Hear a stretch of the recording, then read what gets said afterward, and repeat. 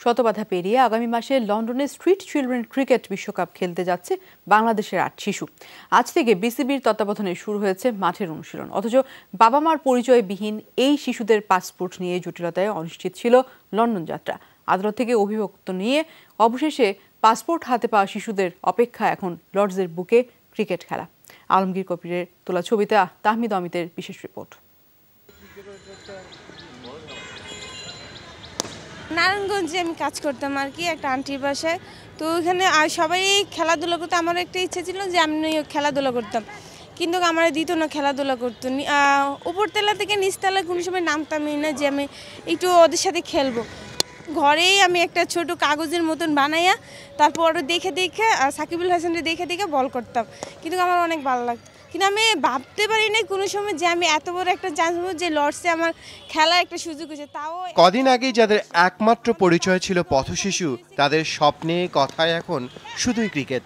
লন্ডনে street children cricket বিশ্বকাপ শুরু হচ্ছে আগামী মাসে, যেখানে বাংলাদেশের প্রতিনিধিত্ব করবে এই ৮ শিশু।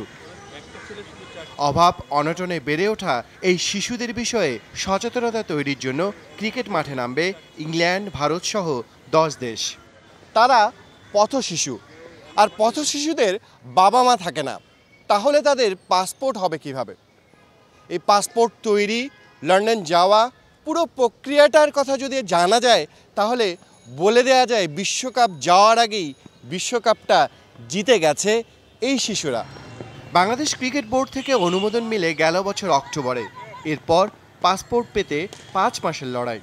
তারা যেহেতু তাদের আইডেন্টিটি ক্রাইসিস আছে, সেহেতু আমরা যখন পাসপোর্ট অফিসে অ্যাপ্লাই করি তারা আমাদেরকে রিজেক্ট করে। বাধ্য হয়ে আমরা কোর্টে যাই। কোর্ট থেকে লিগ্যাল গার্ডিয়ানশিপ নেওয়ার পরে যখন আমরা অ্যাপ্লাই করি, তখন তারা তার বেসিসে আমাদের পাসপোর্টগুলো দেয়। এখন আর এই বাচ্চাগুলো কোনো সংস্থার বাচ্চা না, সংগঠনের বাচ্চা না, এই বাচ্চাগুলো হচ্ছে দেশের বাচ্চা, এবং তারা বাংলাদেশে রিপ্রেজেন্ট করতে যাচ্ছে। এটা হচ্ছে সবচেয়ে বড় গর্বের বিষয়। কালো মেঘ দূরে ঠেলে বুধবার থেকে শুরু হয়ে গেছে মাঠের প্রস্তুতি, কিন্তু ভারতের সৌরভ গাঙ্গুলি, শ্রীলঙ্কায় সাঙ্গাকারার মতো তারকারা তৈরি করছেন এই দলকে। আরজু স্বপ্নাদেরও আশা সাকিব মাশরাফিদের পরামর্শ জুটবে তাদেরও।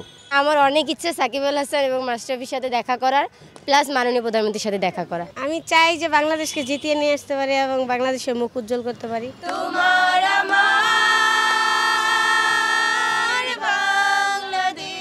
30 এপ্রিল থেকে 8 মে পর্যন্ত লন্ডনে চলবে আরজুদের স্বপ্নের আসর। নিজেদের লেখা সুরে প্রস্তুত থিম সংও। আমরা শিশু, আগামী প্রজন্মে রেখে যাব আমাদের দৃঢ়তার ছাপ। নেই কোনো ভয়, শুধু প্রত্যয়, হবে আমাদের জয়। তাহমিদ অমিত, যমুনা স্পোর্টস, ঢাকা।